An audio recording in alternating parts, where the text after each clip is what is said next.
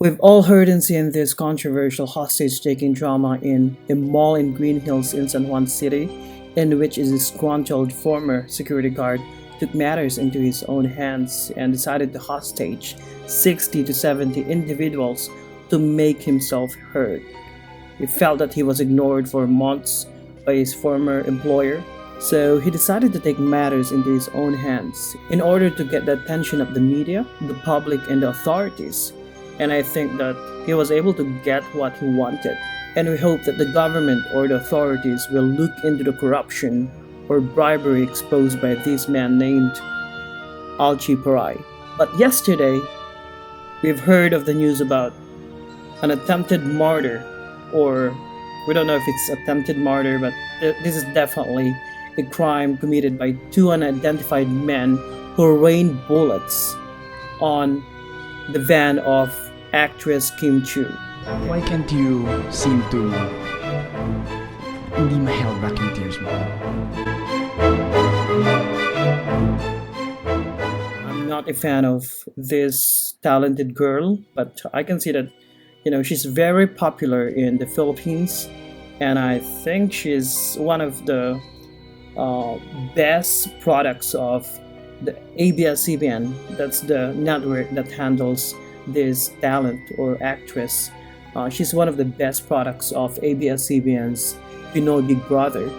So I was like watching earlier today her interview on YouTube, and my goodness, the first salvo, the first question is definitely gonna tell you how not to do an interview. I'm not gonna mock this guy. I don't know who he is. I'm referring to the interviewer. He's probably not a veteran interviewer, so I'm gonna give him the benefit of the doubt. But when I was watching the interview, the very first question made or asked of Kim Chiu made me chuckle and face palm. Okay, so what the heck? What kind of question was that? And then, okay, just to give you an idea what I'm talking about. So this is the interview. This is gonna be a reaction video of this interview of Kim Chiu. Probably it's gonna tell you how not to do an interview. This is a lesson for everyone. So I myself, I'm not a media personality, but I have experience when it comes to interviewing, especially that I worked in the past as some kind of a part-timer in the media industry, and my job today is involved in talking to people, probing, and like interviewing people. So I know how it is to interview, and this is going to tell you, this will show you how not to conduct an interview. So again, I'm not mocking the guy, but to give him the benefit of the doubt, he's probably new to this industry. He's probably a neophyte. Let's watch the video, and I'm going to react to each of the scenes in this footage. Okay, so this is the first question asked of actress Kim Chiu. Why can't you seem to hindi ma-held back yung tears mo? I said when I heard that question, the question popped up. The scene is there. She's crying. She's definitely tearing up. Okay, obviously crying. Umiiyak siya. And the question asks what? Why can't you seem to ma-held back yung tears mo? It should be why can't you seem to hold back your tears? That's the question asked. So I was asking, how insensitive of you to ask that question. And that's the opening question you have for this crying lady. Alright, she's definitely devastated. No empathy at all.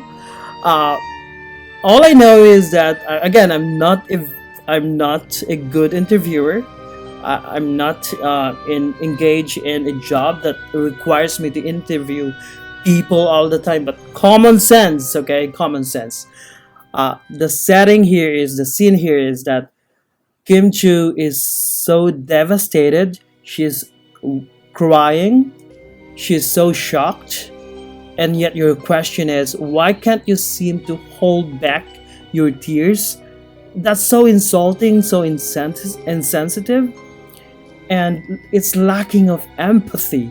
Okay, all I know is that when you do an interview, you set the tone of the interview. Know what's going on, know the topic, but in this case, you're trying to interview a woman, a lady who's so devastated. She's crying, she seems so shocked. Okay, the first thing that you need to do is set the tone of the interview. Get the interviewee's trust. Okay, and you need to empathize with him or her. Give her or him some gestures that whatever she's showing you, okay, whatever verbal or um, whatever gestures that she's showing you, that she's so shocked or devastated, you need to respond to that in terms of your how you react to it. Okay, probably your gestures as well, how you behave in the interview.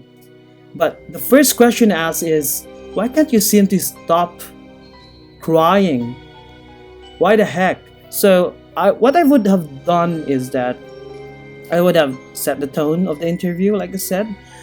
So first thing that you need to do is get your interviewee's attention and trust.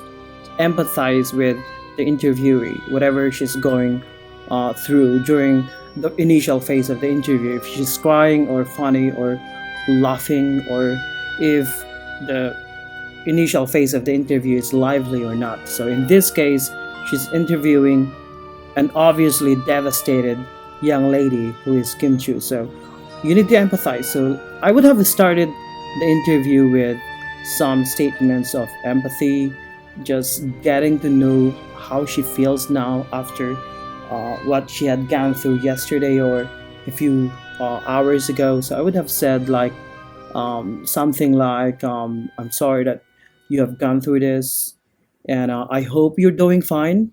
You would ask the question probably, how are you feeling now? Something like that. Okay, there's no definite or required questions to start an interview. The important thing is you need to control the interview. You need to make sure that the interviewee is going to respond to you the way you want it. Or probably, as you can see, this lady is crying. You need to make it as proper as possible. Okay, you had one job. You need to make it as proper as possible, and you f up. This is how she answered the question. Um, I was scared. Siyempre, magtatrabaho ako, papunta akong taping, tapos magigising ako na pinagbabaril yung kotse ko. So, hindi ko alam what's happening, hindi ko alam kung may kaaway ako. Wala naman. It's just a normal taping day for me. And you can see that the interviewer is like nodding, like, okay, I do understand that. I'm sorry that you're going through all this. Probably that's what the interviewer was thinking that moment. But see how he responded. Okay, see how this guy responded to Kim Chu's, statements. Ang daming mga costly misses. Ang tawag dun costly misses. You could have responded in a proper way to make the interview proper for the interviewee. The best term that I could use here is proper, because it's not to make the interview lively, because this is definitely not the case. So the purpose of the interviewer here is to know how she's feeling now. Okay, if she's feeling good, and how is she gonna cope with this incident. This is probably how the interviewer is going to attack the interview. Okay, let's let her continue talk. Na lumabas ako ng village, tapos wala, natutulog lang ako. Dapat magbabasa ako ng script, pero inantok ako along the way palabas ng village, so humiga ako. So kung hindi ako inantok at tinuloy ko yung pagbasa ng script, siguro tinamaan na ako dito. So, It was really on your side, Kim. What kind of question was that? Okay, it was really on your side, Kim. I mean, I don't know how to respond to that. the interviewer is all over the place. Since he did not start with proper question, expect him to not ask another proper question. Okay? So, yun yung nangyari dito eh. So, it's all F up the very first question he asked Kim Chiu. So, expect na tuloy-tuloy na yung pagiging F up no interview. Okay, so Nagpaulan ng bala. 8 bullets. Yeah, tapos nakita ko yung isang bala nasa windshield, nakapatong. So, yun. I'm scared. here's a point in which commenters on YouTube were like reacting violently, and they were like pissed off and so disappointed with this interview that it could have done better. But like I said, this interview should have been prepared, especially that this is not an easy task to do. To interview someone who's so devastated and scared and shocked. Okay? So, dito pumapasok yung empathy na tinatawag, na again, sinasabi ko, there's no absolute rule for interviewing. Let's continue. Ano yung, nung moment na narinig mo yung mga putok, initially nagising ka na kaagad? Maliit lang yung putok eh. Okay. As in, manipis lang siya na tunog. Tapos, sabi ko, ano yun? Ano nangyayari? Tapos pumunta ako dun sa mga drivers ko, sa driver and PA ko. And then, sabi nila, nabaril yung kotse. Tapos tinignan ko sila kaagad, silang dalawa, okay ba kayo? Kasi yung driver ko, yung windshield niya, butas na ng bala. Sabi nila, okay kami. Ikaw, okay ka ba? Sabi ko, okay naman ako. Tapos hanggang sa umupo ako, nakita ko yung mga baril na mga bilog-bilog sa bintana. Na, shucks ko, hindi ako humiga. Tatamaan talaga ako. Which is, wala naman akong kasalanan, wala naman akong, hindi ko alam what's happening. Immediately, nung nakamusta mo na yung mga kasama mo, na-check mo na rin yung sarili mo, nakita mo yung surroundings mo, ano yung unang ginawa? Tumawag ako sa ate ko. Tumawag ako na, Well, binaril yung his succeeding questions were somehow proper to the tone of the interview. So, good job. But like I said, there were like costly misses. There were like questions that you should have asked. Okay, but kotse ko. Ang You know. dami ko tinawagan. Kasi hindi ko alam ang gagawin ko. Nasa loob ako lang sa sasakyan. Ang daming pulis sa labas. May mga pulis sa labas. May mga NMDA na. And then, instinct ko, pumunta akong taping. Nag-take ako ng 2 eksena. Kasi, ka pa ng 2 eksena? yeah, ito yung damit ko. here, yung interviewer dapat he should have asked, paano mo nagawa na despite being scared and devastated and shocked, how are you able to manage to still work? Something like that. Yung mga ganung klaseng tanong na may, kumbaga, sense. I'm not saying na mas magaling ako sa interviewer, but common sense. I mean, it's just acting like a normal person. It's like talking to your friend, okay? To someone you know who's gone through something really, really scary, okay? Like putting yourself into that person's shoes. Mga ganong klaseng tanong na common sense, normal na tanong. It doesn't have to be intellectual discussion because this is not an intellectual interview. This is like getting as much information as possible from a scared person or if someone who is still in a state of shock. Mahirap kunin yung ganong information eh. So, and to make sure that that person is feeling fine now and how he's going to cope with this tragedy. Magagawa pa ba niyang umalis ng bahay? Ano yung mga preparation? Or something like, ano yung actions na ginawa niya after this? And then, sinabi ni Kim Chiu dito na he contacted a lawyer, etc., etc.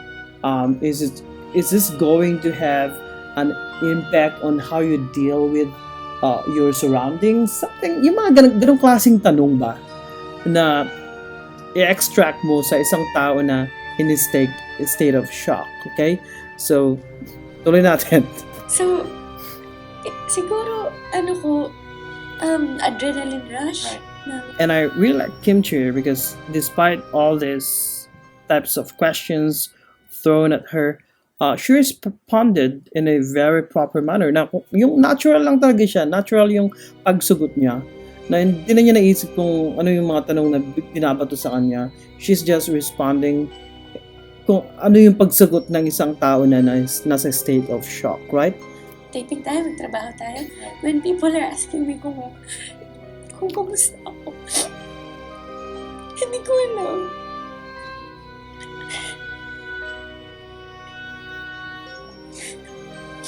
No, natanong nila, Here, yung tanong na dito sobrang devastated siya kasi still in state of shock na hindi niya alam kung paano sumagot sa mga tao na nagtatanong sa kanya, are you okay?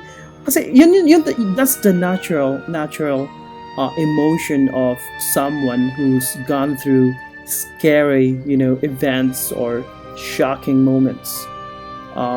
Yun talaga, not kumbaga traumatic.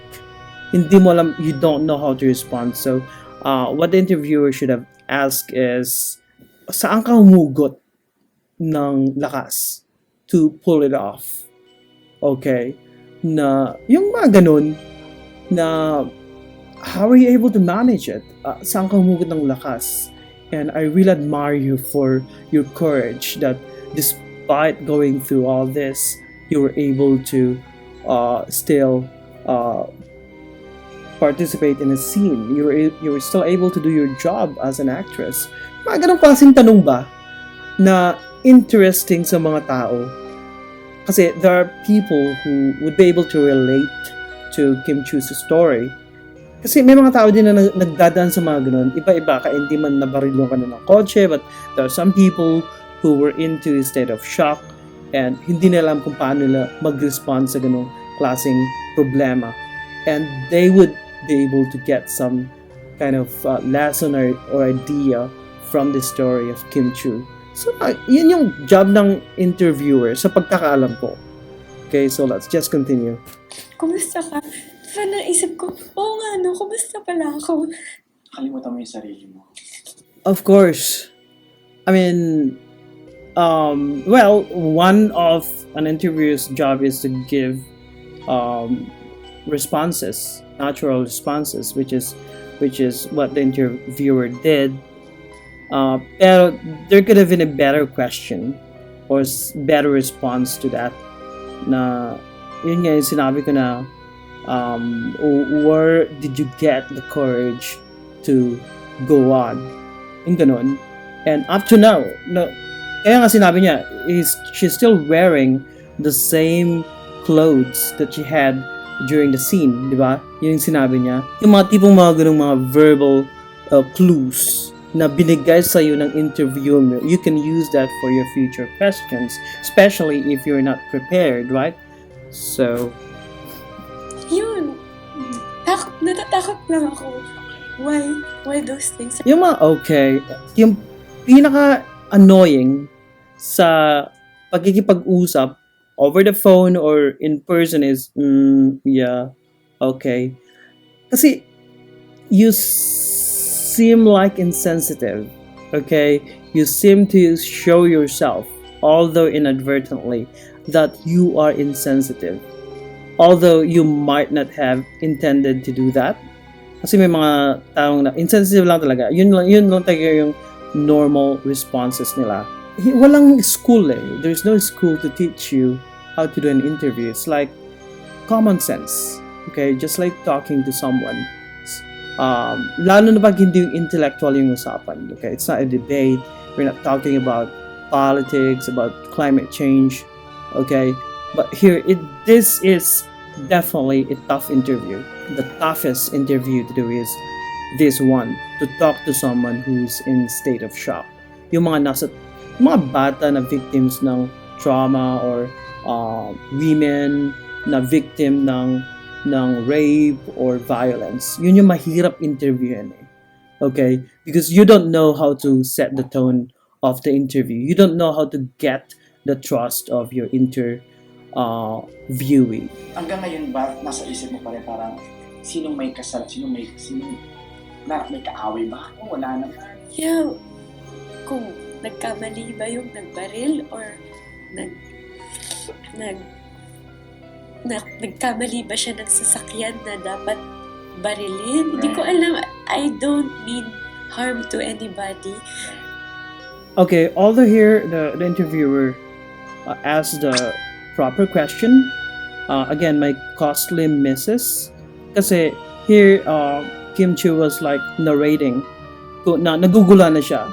Did I do something wrong in the past? May nasaktan ba ako? He could have asked like, I can see how hard it is for you that after going through all this, ang hirap isipin ko, ano ba talaga yung nagawa natin? You need to put yourself into that person's shoes in order to attack that type of question. Kasi ayaw mong lumalabas ka na insensitive ka, na parang may kasalanan yung tao na in-interview mo. So you would have like use a third person question or use yourself, the I word na in the first person na I would feel the same as well if I were you. This is the hardest or the toughest part of the interview in which Kim Chiu is like narrating na nagugula na siya, who could have done this, did I do something wrong. Dito walang tamang atake. All you need to do is empathize with the interviewee na sana makayanan mo tong pagsubok na to. Sana makahingi tayo ng tulong at marami namang fans na nagmamahal sa'yo at mayroon namang authority na pwedeng i-resolve yung kaso.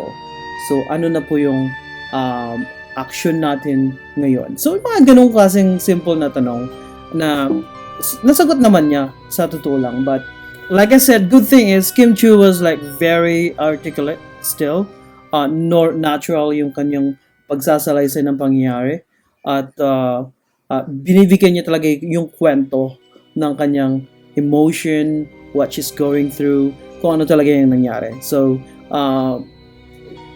good for the interviewer na magaling yung kanyang in-interview. Nagpapasalamat na lang ako na walang natamaan sa yun, hindi ko alam. Diyos na lang ang bahala dun sa dalawang lalaking yun. So ngayon, Kim, ano yung mga ginagawa niyo steps right now? That's a good question Sir actually. Magic are helping me now, and sila Tita Cory, Sir Carlo, Sir Mark, buong ABS naman nakaalalay sa akin ngayon. And yun, may kausap na rin kaming lawyer. Kasi kahit wala kang sakit, wala kang kasamaan ng loob, kung natamaan ka ng balang yun, siguro wala ka na. Tama. Inisip mo ba parang eksena lang to sa serye? Yung Parang ko nasa probinsyano. inisip Hindi ko alam. What the heck? Okay, good thing is Kim Chiu is really sports here. Na hindi siya yung masyadong insensitive. Unlike the interviewer, may pagka-insensitive yung mga tanong na inisip mo ba parang, okay, pwede yung tanong na yan, pero it's not proper. May mga netizens na nag-comment sa ganong klaseng tanong na inisip mo ba na eksena. Although, patok naman dun sa nature ng ini-interview na yun talaga, she's an actress. So, pwede rin, but it could have been phrased in a better way. Yun lang yung opinion ko dun. Alright, so according to authorities, according to media reports, this could have been a mistaken identity case. Kasi nga, Kim Chiu herself said she don't know of anyone she might have hurt in the past, any possible frenemies or enemies that could have done this to her. Kasi kung relationship lang, it's not possible. We can rule out all of this. So this is really puzzling to all of us, not even to fans of ABS-CBN or this beautiful lady. But it's really interesting case and puzzling case as well. Why would someone do that? So the only alternative or very rational explanation we can have to explain this tragedy or an incident that would have been a tragedy is mistaken identity lang. Yun lang talaga. So sana nga mistaken identity kasi if the perpetrators really intended to hit her, okay, kung talagang tatamaan talaga siya, ibang kwento na yan. Okay? These perpetrators, but regardless of whether it's mistaken identity, these criminals should be brought to justice. Okay? Kailangan nilang harapin yung batas eh. Yun talaga yun. So, again, this is a reaction to the interview, not the interview itself, that just caught my attention this morning. Kasi, like I said, this is one of the toughest types of interviews to pull off. Okay, it's not easy to pull it off. Kasi you're dealing with a traumatized individual here. And you need to be very limited when it comes to your language. Dapat masyadong pinag-isipan yung mga tanong mo. Not necessarily intellectual or intelligent questions, but yung proper lang and naaayon dun sa nature ng interview at yung estado ng ini-interview. So that's it. And I'm not mocking the interviewer. In fact, he's got some good questions, but like I said earlier, the purpose of the interview is really to console the person which is Kim Chiu, and to get as much information from her despite what she has gone through, and kung ano yung plano niya. Well, not really plans na magbibigay ng clue dun sa mga criminals para ma-evade nila yung batas. So this is again Tosam, and have a good one.